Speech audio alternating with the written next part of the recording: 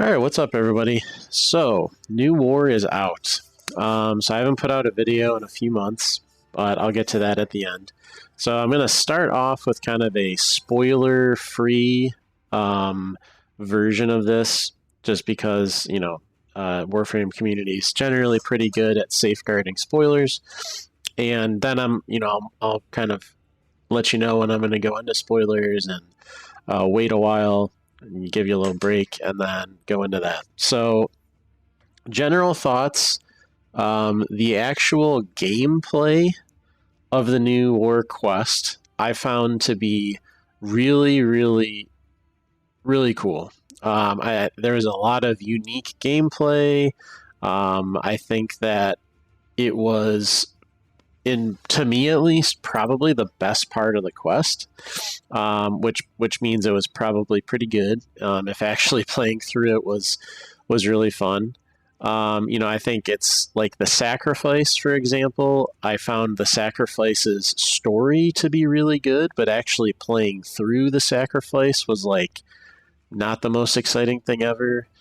Whereas like Chains of Harrow, I thought had really good story and like really interesting gameplay with kind of the horror game vibes. I thought that the gameplay for New War was excellent, so I'd probably give the gameplay like a 9 out of 10. On the story side, I didn't hate it. It was very obviously setting up hard for Duviri and future content. And initially, I was honestly a little sad or almost disappointed in the quest until I remembered that Warframe kind of has a little bit of a different approach to content these days, as opposed to years ago when we got the Second Dream or War Within. So years ago, Warframe was very focused on dropping really big content updates that would take them months and months. We'd get this huge content drop, and then there would just be this huge drought in between. Ever since Scarlet Spear and the fiasco that was, there was this really horrible run of like liches coming out, the original form of liches, which was rough, original Railjack, which was even rougher, and then Scarlet Spear, which was somehow even worse. And ever since then, they really reduced the scope of their individual patches to be much more manageable. And you can see that with like Deimos, right? Like Deimos was an open world, but it really came out over the course of a couple patches. There was no big bosses on Deimos, like, stuff like that, which maybe there was some content that got cut there. I don't know. But either way, I think it's for the best if Warframe tries to focus on smaller content updates that they can put out more frequently, because that's better for players because we get stuff more often, and it's also probably easier for them because there's not as much pressure put on each individual update. So I think that the New War is much smaller scope than like Second Dream, but I don't think that that's too much of a problem as long as there is follow-up content, which I'm going to get to that a little later. So one of my immediate disappointments was the lack of follow-up content. However, that's kind of already been addressed a little bit by DE, so I'll just kind of skip ahead to that. So Rebecca has already tweeted out that, one thing to remember is that this is just the story content. It was kind of laying the groundwork for a lot of future plans. And this is Space Mom herself telling us that. So, I'll definitely trust her on that one. As far as the lore of the quest, I already talked about the gameplay, like how it fits in with DE's update structure.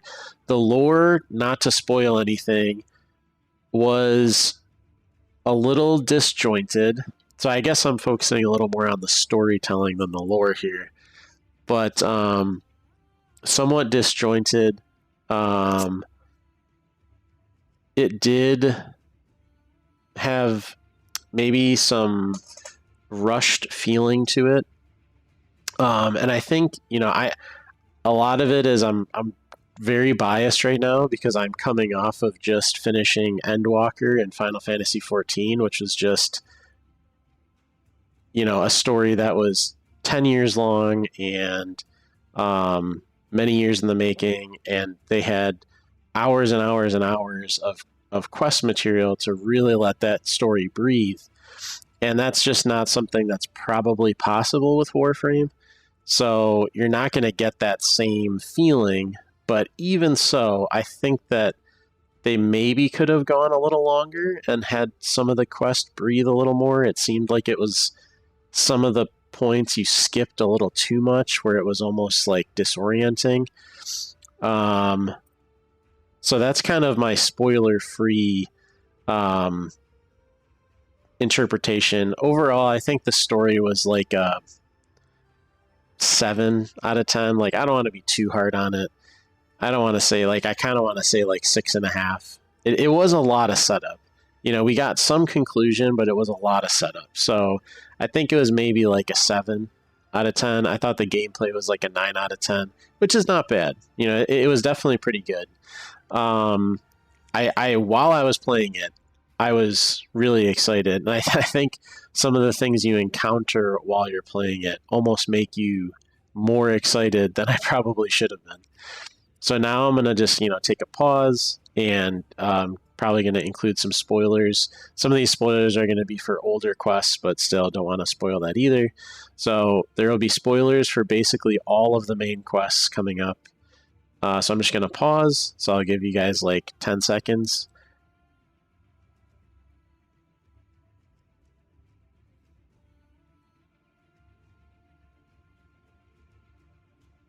Okay, so we know that the new war involves Mr. Ballas, the Sentients, Lotus, Arteno, etc., and it covered a lot of really big elements of Warframe's story in a very short quest.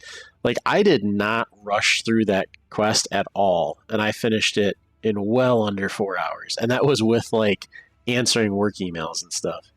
So it was not a long quest whatsoever, which is fine, but they just did not have a whole lot of time. So a lot of people have been complaining about two things that I've seen. So one is plot holes, and two is post-quest content. So I've already kind of addressed the post-quest content thing because Dee has already said that this is, basically just the conclusion of the Lotus's story and the setup for what's next, right? So this is kind of a big transition point for Warframe, I think.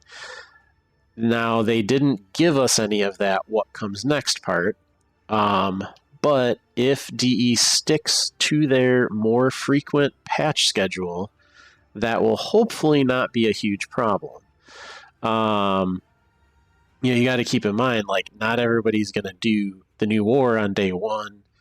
There is a lot of stuff that you can farm, so that's fine. There was a new Warframe. I haven't played Caliban yet, but looks pretty good, actually. I think some of the abilities are pretty strong just from taking a peek at them. And a lot of the new weapons are really cool. I'm definitely looking forward to getting into that. A lot of sweet cosmetics. So to address so that kind of covers the future content part or additional content part. Now to cover plot holes. So the very first thing that people are calling a plot hole, and honestly, I did myself at first. I was like, yo, what the fuck? Was Ballas. So when you get into the quest, Ballas is in a position of power within the Sentients, right? And I think one thing to remember that I kind of forgot, and I actually went back and I didn't play them myself because I wanted to be able to skip around, but I watched playthroughs of like all the different quests, right? Everything leading up to this point. Looked through some of the transcripts, stuff like that. So just to like understand, because so much of this story honestly goes back to Ballas and Margulis and the Tenno. And so if we remember, the Tenno get rescued from the Zeramon. Margulis, helps us out. She ends up getting executed, and I think Ballas always regrets that, right? He's like, him getting back to Margulis is something that he really, really wants. So going all the way back to the Nata quest, which is kind of what starts this all out. So this is, you start this on Uranus, you scan something, blah, blah, blah. So this starts the whole like Lotus being maybe a little more than just like a lady in a, telling us what to do in our missions. This also kind of covers another thing that people were confused about. So in the New War, you go see Hun Hao on Uranus under the ocean. That's just where he's always been. I don't know if people like forgot that, but that's literally the point. The entire part, or like the entire purpose of the Nata quest, is the Grineer are going to uncover Hun Hao, right? So, and that's where, it gets revealed that Lotus was a sentient, Nata, or Hun Hao is her father, her real name's Nata. So I think this is something really important to remember, right? So Hun Hao's always been there. He ends up, getting in cahoots with the Stalker in the second dream. So, and you can even go look through some of like the transcripts, right, of Teshin talking with Nata. There's actually some really, really good details about Teshin. So let me just skip to the end here. But I would definitely, even if you don't go back and do these yourself, I would think that it would be good to go look over this information. So one thing is like, some of the motivation for Lotus, like when she came back from Tau, or when she came to the origin system from Tau, she became sterile, right? She couldn't have any children. They couldn't reproduce. And so you notice that when Era talks in a lot of his cinematics, he keeps mentioning like, this is what's left, right? So like once the sentients lose people, they seem to have some amount of like reincarnation technology. There's also like the amalgam work that's been done with the corpus that is like kind of a form of reproduction for the sentients, but they can't make new sentients, right? So that's kind of a problem. And so that's, was the seed of why the Lotus wanted to take the Tenno under her wing. So then we get into Chains of Harrow, which has some important information that I had honestly forgotten about. I happened to look at this and I had completely forgotten about some of these. So the Lotus claims to be like, the mother of the Tenno, right? And then, she admits to being Nata, and then Palladino has some really great lines. So I'm just going to play this. Queen, forgive me, but what you are, what you've made of yourself, is merely drawn from the dreams of these divine children. You are not she. You are not Margulis. Okay. So what has been theorized, and this is kind of my headcanon, is that Lotus is a mimic. And so we've all encountered mimics before, sentient mimics. They can look like other things. But, at their core, when the sentients got sent to the Tau system by the Orokin, their main thing, or the biggest point of contention with the Orokin, was they were given a tremendous amount of adaptability to help them deal with whatever they encountered there. And a lot of the Orokin were worried about that because what ended up happening, their fears came to pass, that the sentients, well, as their name implies, became sentient. So the Lotus finds the Tenno. She can't have children. She wants to be a mother figure to them. So she basically looks at their memories of Margulis and becomes as close to Margulis as she can. So this is where the whole Ballas Lotus thing starts, right? Because Ballas always regretted killing Margulis. I don't know if regret is the right word. He's kind of an asshole, but he wants Margulis. He desires her, and Lotus is the closest he's going to get, right? So this is another really good nugget of information. Then you can move on to the second dream. So let me make sure this isn't like wicked loud. So in the second dream, this is when we find out that we're, Tenno. And we get picked up by the Lotus. This is after the Stalker like stabs us in the chest, whatever. This is like a very, very iconic Warframe scene, right? This is like one of those things that people just lost their minds about when it first came out all those years ago. And it was amazing. Like this is what took Warframe to that next level, right? And so Lotus takes you, puts you in there, and it's like, oh my goodness, we can actually see Lotus. Like, this is crazy.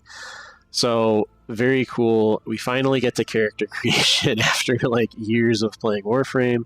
I wasn't even playing at the time, but even now, like, you have to play for quite a while before you get to character creation, right?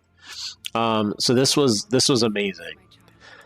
So this is really when we see the Lotus in her physical form for the first time. We don't know we do kind of know she's a sentient, right? So then we get to the I can't pronounce this, the Apostasy prologue. That's probably horrifically mispronounced.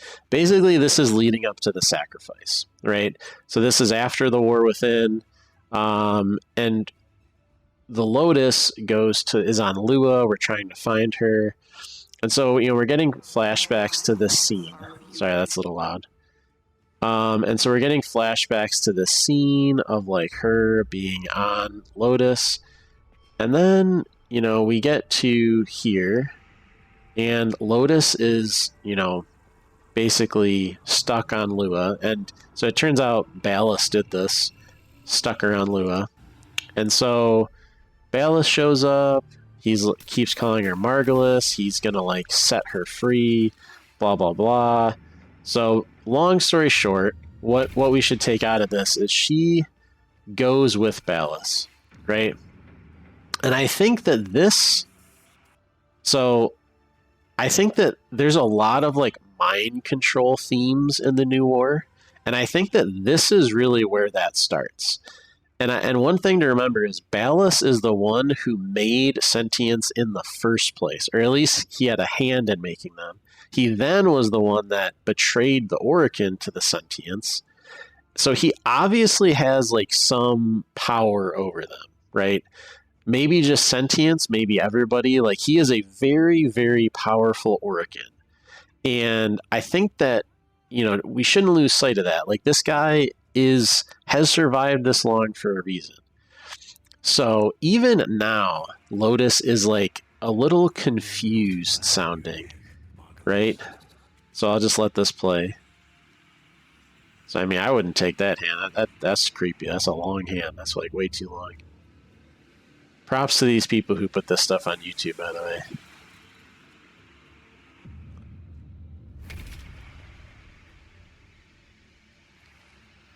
So, like, Lotus has been so invested in being the Tenno's mother for so long. I find it really hard to believe that she would just willingly do this if there wasn't some kind of, like, mind control or, like, influencing going on, right? So, Ballas takes Lotus. Era has not showed up at all here yet, right? This is way before then. Okay. Then we get the sacrifice. So at the end of the sacrifice, sorry for that being loud again. At the end of the sacrifice, we get Ballas either dead or dying, injured severely, either way. And this is where the next appearance of the Lotus, right? So I'm just gonna skip past this. So this is where some sentients show up to help Ballas. So even at this point, it's like, whoa, don't the sentients hate the Orokin?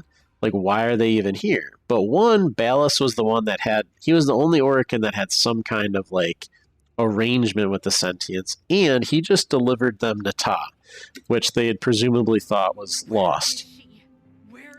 And he, what I think, helped return her to her sentient form, which we learned in the Nata quest, was kind of important. So here we see like the full sentient Nata, or this is like, Nata herself.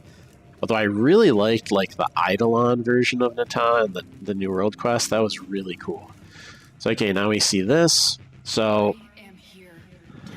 okay, so she seems to be like still calling us Tenno. She's like a little more like, she seems the more Lotusy here, right? She's like more sane. So that's one thing, is like she seems like whole and sane here, right? So then we go to the Chimera prologue, and this is where it gets a little. This is where I'm a little weird about this. So Ballas gets turned. He was dead or dying, so he gets turned into this amalgam type thing. I think they mention it in the Alad V, like the Rapalalis story kind of stuff, that he was like the first amalgam before the Corpus did it. So the one thing I don't understand is why, like, I can buy that Ballas was like trying to use the sentience to take over the origin system again. I can buy that. I don't get why he gives us paracesis. That's the one thing I can't really figure out. So he gives us paracesis, right? Which he tells us it's like the only way that we can end the war, right? So the only thing I could think of and kind of convince myself was that he knows that Nataz is sentient now. He knows, and he brings this up in the New War quest, that the Tenno are the only thing that can stop him, right? If he's going to use the sentience to take, and he didn't really have a choice of becoming a amalgam chimera thing. Like, I mean, he was going to die, right? So that kind of had to happen to save him, I think. So that hole in his chest is from our sword that we stabbed him with. So I think that he wants the Tenno to fight the sentience to continually turn Nata against the Tenno and break that bond between the Tenno and the Lotus and try to get rid of both of us in one fell swoop, right? And I think that that's where the part of the New World where we try to rescue her, and he basically kills, quote unquote, both of us at the same time. I think that that's, all of this is actually setting that up, I think. So then we get to the Era cinematic, right? And so this is where Era shows up. And Era hadn't been in anything yet, right? And sentience can't reproduce, and there was the Old War. So if they were looking, so if Hun Hao was looking for Nata, his daughter, wouldn't he send his son after her? And I'm sure that the story like developed over the years, right? An Arrow might not have even been something they were thinking about back then. But I could definitely see an argument where Era was actually dead, right? And so he even says here, this is the cinematic where it shows that the Lotus kills Era in the Old War, right? And so when they meet again in the Maker, so this is the next cinematic. And so here, Ballas is like, he's on the leash, but he's not exactly being yanked around. And I actually had to rewatch all these a couple times to kind of pick up on this. And so the Lotus is like very confused sounding. She's like her appearance, like her facial expressions and stuff. She's like, as these cinematics have gone on, she's gotten more confused sounding, like less sure of herself. Ballas seems to be like happier / slightly less of the sentience bitch. So I think you could make the argument that Ballas was going to try to use the Lotus or Nata to control the sentience. There was a surprise because the Tenno worked with Umbra and killed him, or at least almost killed him. So Lotus had to turn him, the sentience had to turn him into this chimera thing. So he rebuilt, he's basically been like siphoning off the Lotus's, whether it's her energy or her power, whatever. Ballas wants everything for himself. He wants to be the God King of the universe, right? And he's not even just going to stop at the origin system. So he's got a real complex. So he rebuilt Era as like a way to further sow discord between Nata and the Tenno, right? And so here you can even see like, she's starting to get more confused. She says Era died. And at the end, like Ballas is, as soon as Nata starts to question Ballas being there, Era reacts like pretty violently, right? Now it gets into this like, I don't know what the hell this shit's about. Like, whatever, it's just some cinematic stuff.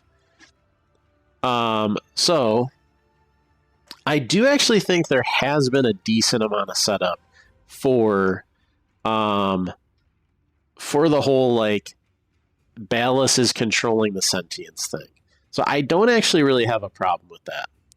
The stuff that I did have a problem with was like, I felt like the whole Zeramon section of the New War, the class part was pretty cool because that actually like, it introduces basically the Duviri paradox, right? Like that's leading directly to the Duviri paradox where we have like multiple versions of our operator existing at one time. Another thing to remember from the Chains of Harrow is that, or whatever it's called, Chains of Rel, Chains of Harrow. Rel, our boy Rel, so he was really the only one like aware of the void, and that the void is like an entity or a place or maybe both, right?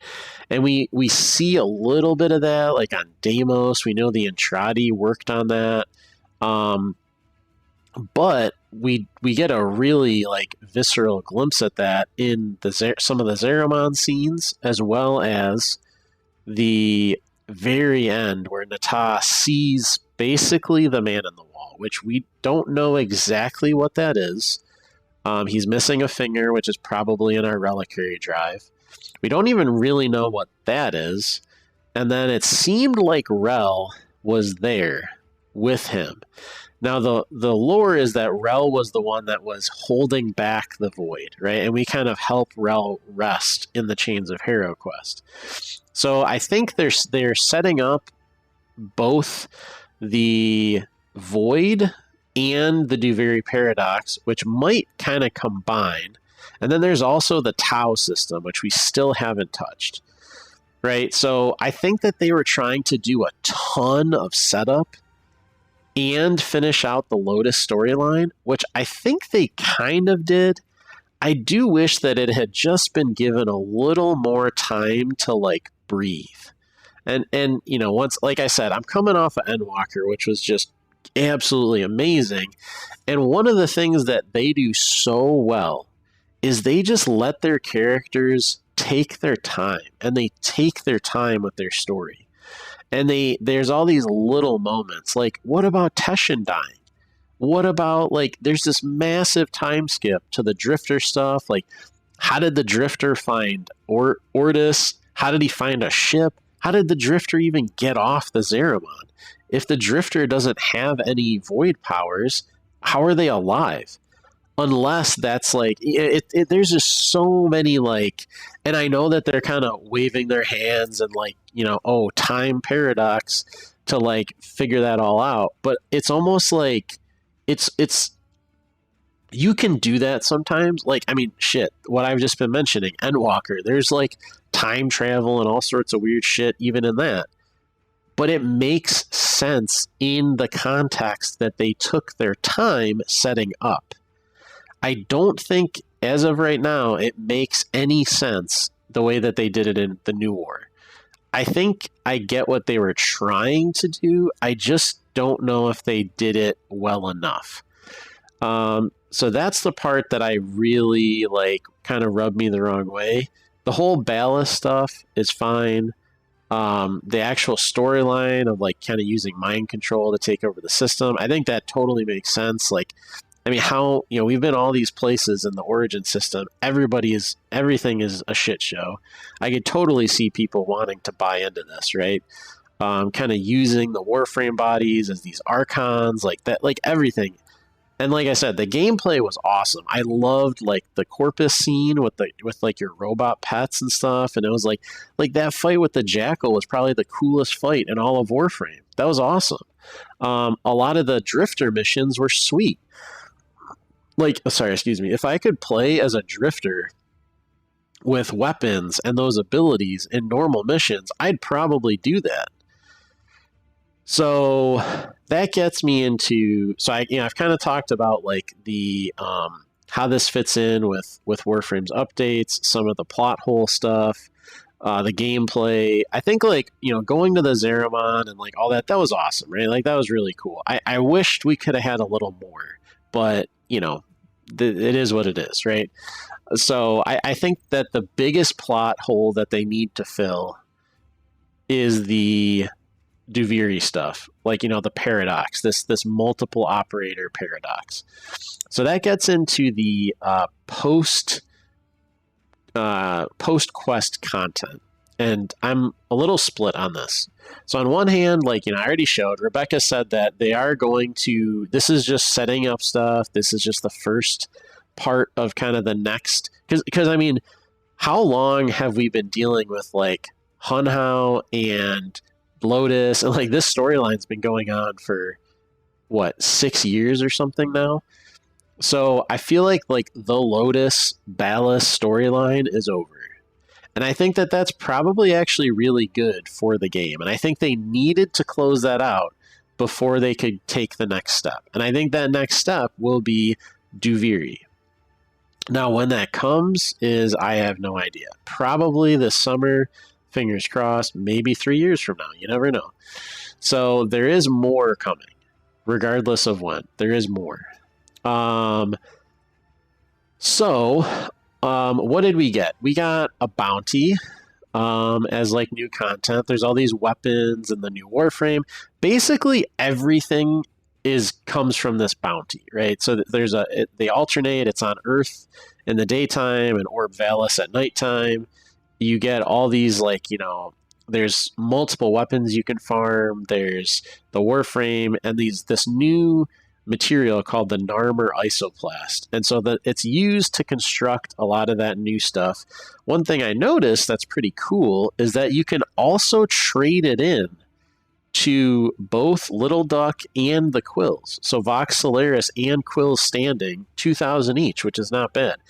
I had 3. I've only done 1 bounty so far, so that's pretty cool.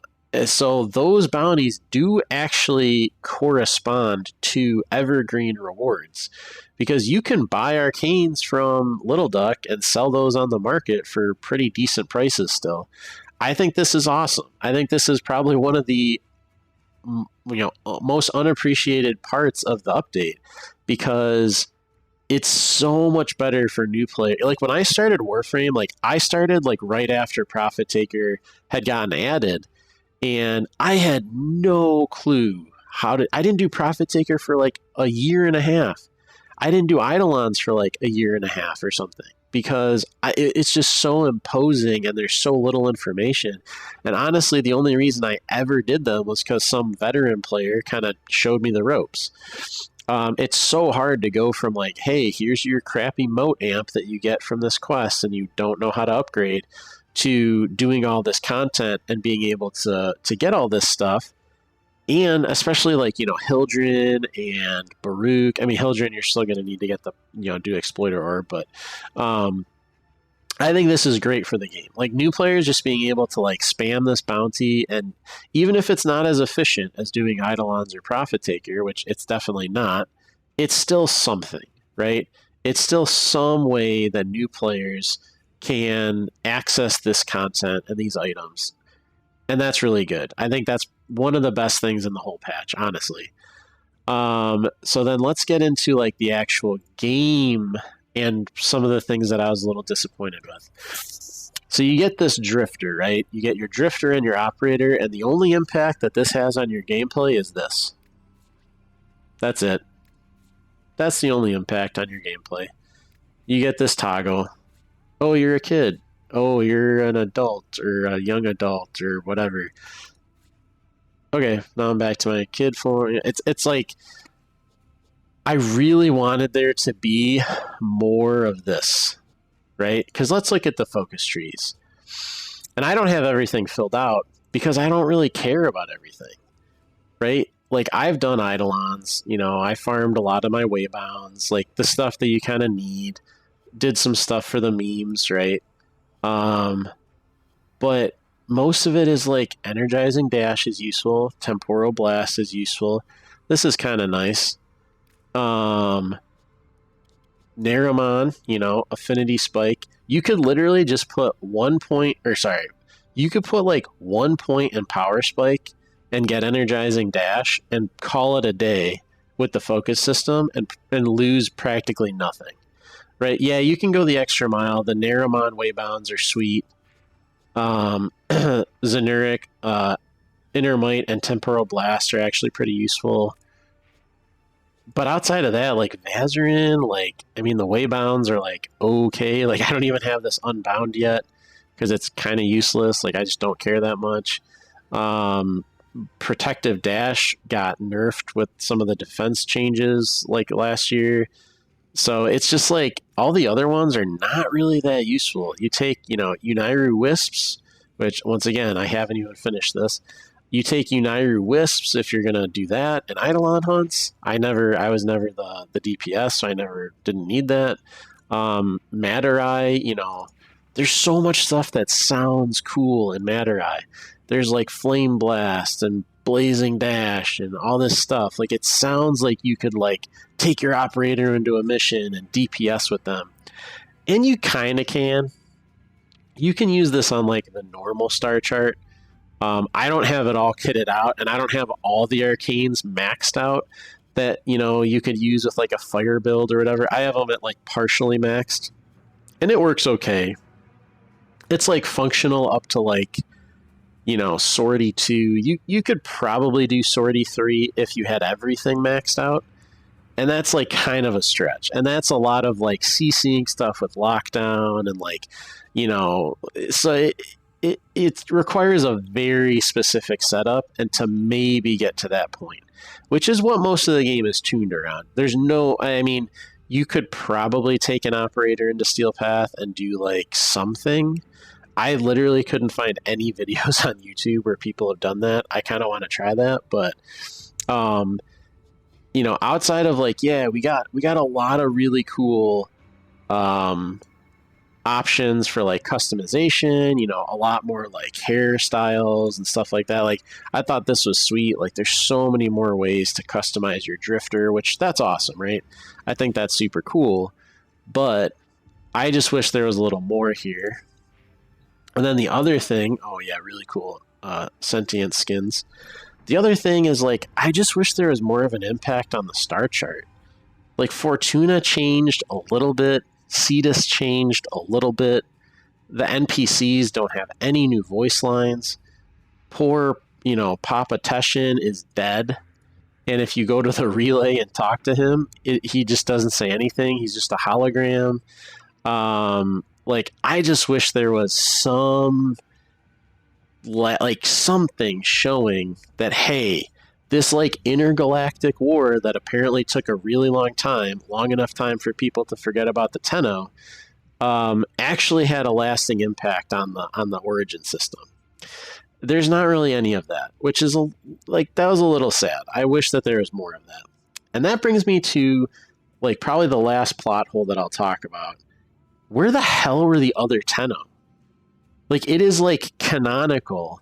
Like you can even see it in the Era cinematic where a whole bunch of Tenno are with with the Lotus and kill Era. Like did we all die to like separate stuff, or did we all, like what happened? That doesn't get addressed at all. It doesn't make any sense with the story. Are we like canonically the last Tenno now? Is that just like how the story is going to be?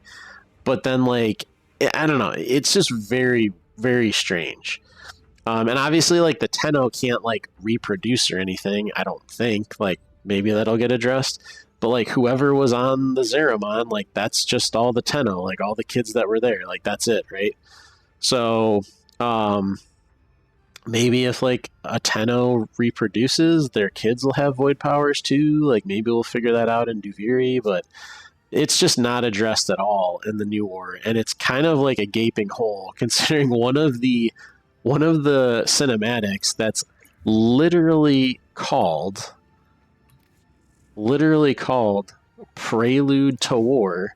This cinematic has multiple Tenno in it, so it's just like very, very, very strange how that works out. So overall, like compared to the other quests we've gotten, I thought that New War was not as good as, I would say it's behind Second Dream. Like I love Second Dream so much. Like that was just so epic.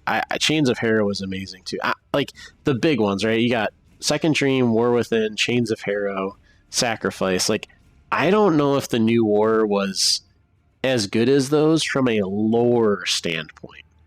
I think from a quest gameplay standpoint, I thought it was the best quest they've ever done by far. By far. The only thing that's comparable with it is I think Chains of Hero, because it has that like horror game vibe. But the actual like playing of the New War, like I want to replay this quest because it was that fun. Like War Within and Second Dream, I'll go watch them on YouTube. Like I don't like want to replay those quests. So I thought that in that respect, it's probably like a 9 out of 10. I think that's what I said. Really cool. And that's the other thing. If we go back to the operator, I think I already mentioned this, but like, just let me put weapons on this character. I will go do a mission with a primary and a secondary and a melee as my operator, as my drifter.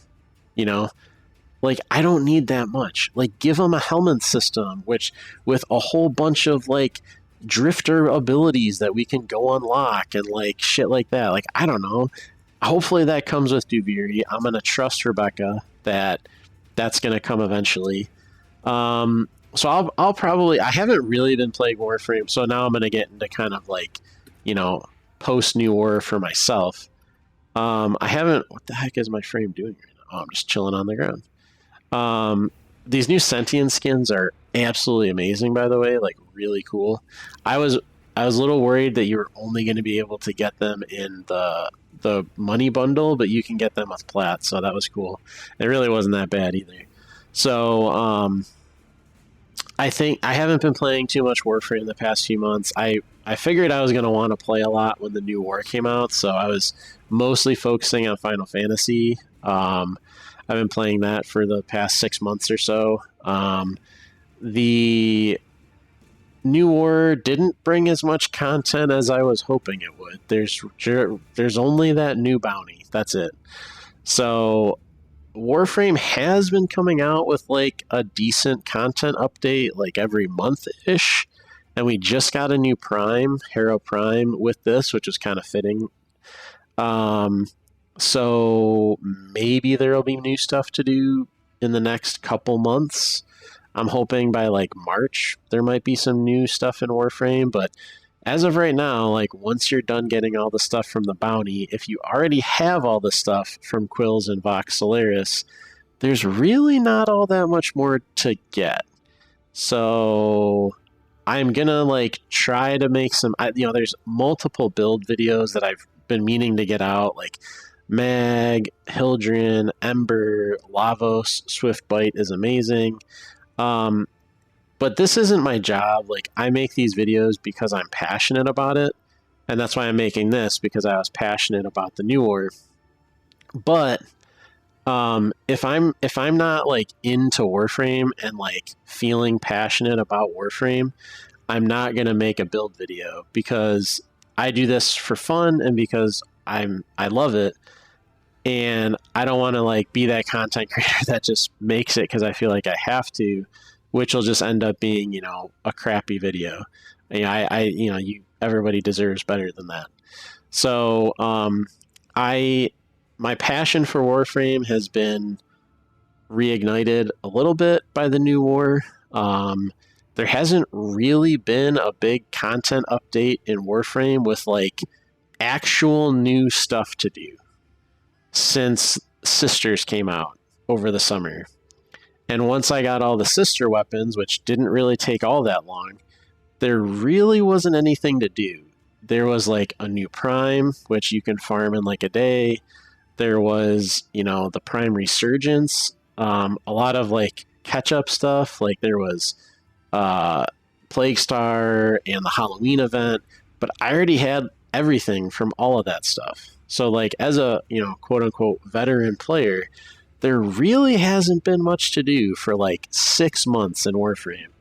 And I was hoping, maybe I'm just being like selfish. I was hoping that there would be a little more post quest content right away. It looks like we have to wait for that a bit. Fingers crossed that whatever they come out with next is good and has a lot of meaty content. But until then, I'll take a look at Caliban and see if maybe he's worth playing or has an interesting helmet ability. But yeah, so I would love to hear what other people thought of New War. Like I said, overall, I'd probably put it at like an 8 out of 10 ish. Especially considering the game is free to play, right? So yeah, I'm looking forward to what comes next. I'm hoping that Duviri and answering some of these other questions doesn't take another 3 years. So yeah, let me know what you thought. If anything I brought up made you have different thoughts about the New War than you did before. And hope you have a good day. Thanks for watching.